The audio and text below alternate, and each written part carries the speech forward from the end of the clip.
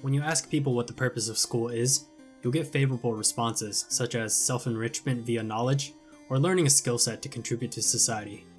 However, most people know too well from personal experience that school rarely represents any of those things and acts more as a sick social experiment that exposes students to the joke that is society. Social stratification via academic placement, overindulgent amenities on campus, and backstabbing students vying for the top are all facets of the modern-day school system, and Classroom of the Elite is no different, with its parody of society via a classroom setting. So, with that being said, let's take a psychological dive into the superficial world of academics, as Classroom of the Elite will provide thought-provoking inquiry about society, while entertaining the viewer with a world almost as absurd as our own.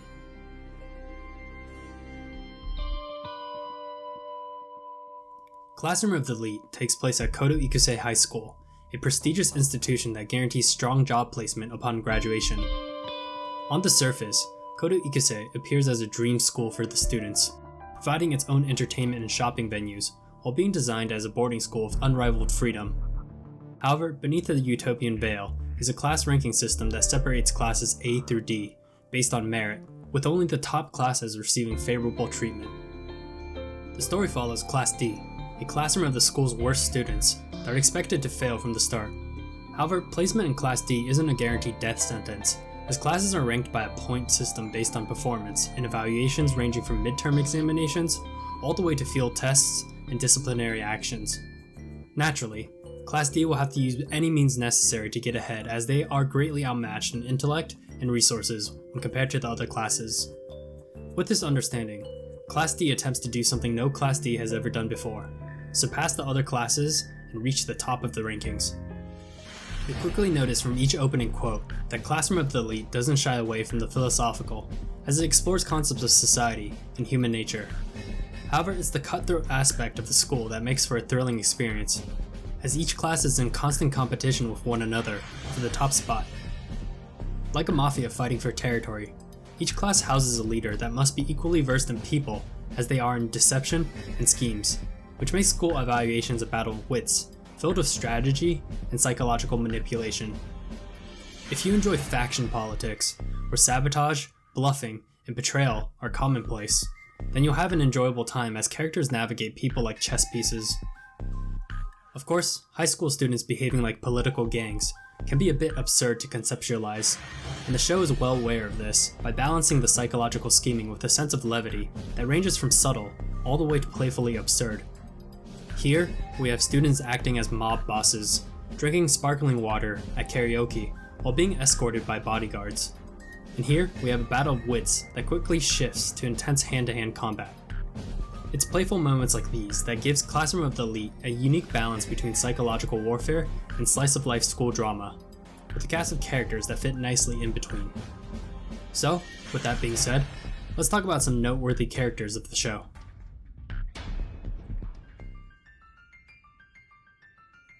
The first member of Class D is Ayana Koji, who serves as the focal character of the show. Ayana Koji is a bit of an enigma to the other characters of the show, as it's uncertain whether his personality is a consequence of his boredom or laziness. However, as the viewer, we know that Ayana Koji behaves the way he does because he wants to blend in and take a low profile, which leads to a lot of humorous moments where he gets dragged into shit that has nothing to do with him. Of course, Ayana Koji is a lot sharper than he lets on, and satiates a power fantasy to the viewer through his unrivaled intellect and quick thinking. As the dark horse of Class D, Ayana Koji acts as a catalyst behind the scenes, giving credit to classmates after successful evaluations and schemes, while always hiding his true intentions to both classmates and viewers.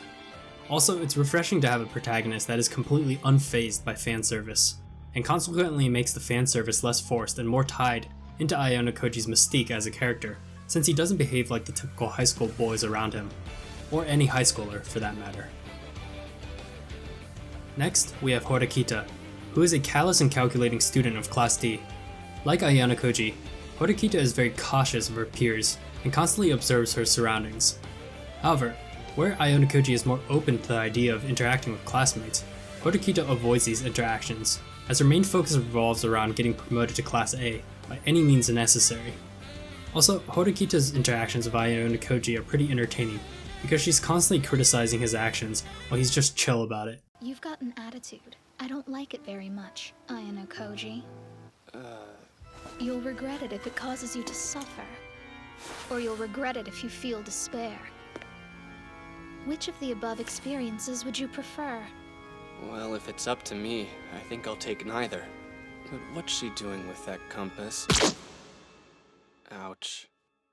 Of course, Horikita is aware of Iona Koji playing dumb, and this has her naturally gravitating towards him throughout the show. The rest of the characters are quite diverse, which is typical of an anime set in a school environment. However, the diversity of characters feels more like having different chess pieces, rather than simply crossing off a list of anime tropes.